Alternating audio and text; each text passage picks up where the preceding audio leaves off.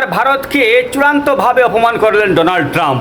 ভারতকে জাহান্নাম বললেন, নরক বললেন। অবশ্য ভারত একা নয়, ভারতের সঙ্গেও চীনকে তিনি সামিল করেছেন।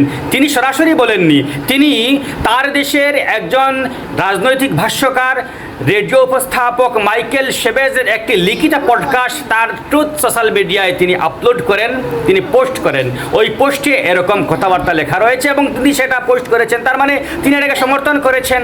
আর আপনারা জানেন যে ডোনাল্ড ট্রাম্প অভিবাসন নীতি নিয়ে আগেও কাজ করেছেন। তার রাজনৈতিক এজেন্ডাই ছিল অভিবাসনকে সংস্কার করবেন এবং আমেরিকার যে জন্মসূত্রের নাগরিকত্বের ব্যাপার রয়েছে সেটাকে তিনি সংস্কার করবেন এবং সেটার সংশোধন করবেন। সংবিধানের 14তম সংশোধনীতে এটা আনা হবে, এরকম একটা এজেন্ডা নিয়েই তিনি ক্ষমতায় এসেছিলেন। এবার শেবেজ কি বলছেন? শেবেজ বলছেন যে এরা কি করে, এরা মানে ভারতীয় এবং চীনারা কি করে তারা গর্ভের নবম মাসে, তিনি বোঝাতে চাইছেন যে গর্ভের নবম মাসে তারা আমেরিকায় চলে যায় বা আমেরিকায় চলে আসে, এখানে সন্তান জন্ম দেয় এবং সন্তানটি জন্মের সঙ্গে সঙ্গে আমেরিকার নাগরিকত্ব পেয়ে যায়। এটা যদি হয় তাহলে তিনি একটা বিপদের আশঙ্কা তিনি করছেন। এখানেই শেষ নয়, তিনি বলছেন যে নবম মাসে এখানে এসে সন্তান জন্ম দেয়, তারপর জন্মের সঙ্গে সঙ্গে সন্তানটি আমেরিকার নাগরিকত্ব পেয়ে যায়, তারপর সে ভারত এবং চীনের মতো জাহান্নাম থেকে তার পুরো ফ্যামিলিকে নিয়ে আসে। মানে কি বোঝায়? ভারত জাহান্নাম? চীনের কথা আমরা বলতে পারবো না, কিন্তু কূটনৈতিক দিক দিয়ে চীনের সঙ্গেও কিন্তু ভারতের একটি সম্পর্ক রয়েছে। কিন্তু তারপরও তিনি ভারতকে একথা বলেছেন।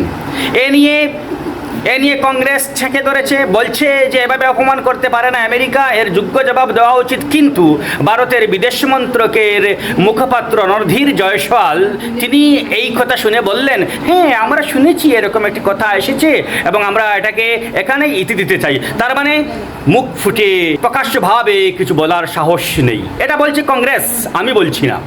কিন্তু একটা বড় প্রশ্ন দেখা দিয়েছে, ভারতবাসীকে এরকম বলা হবে আর চুপ করে বসে থাকবে ভারতের বিদেশ মন্ত্রক? এটা একটা বড় প্রশ্ন।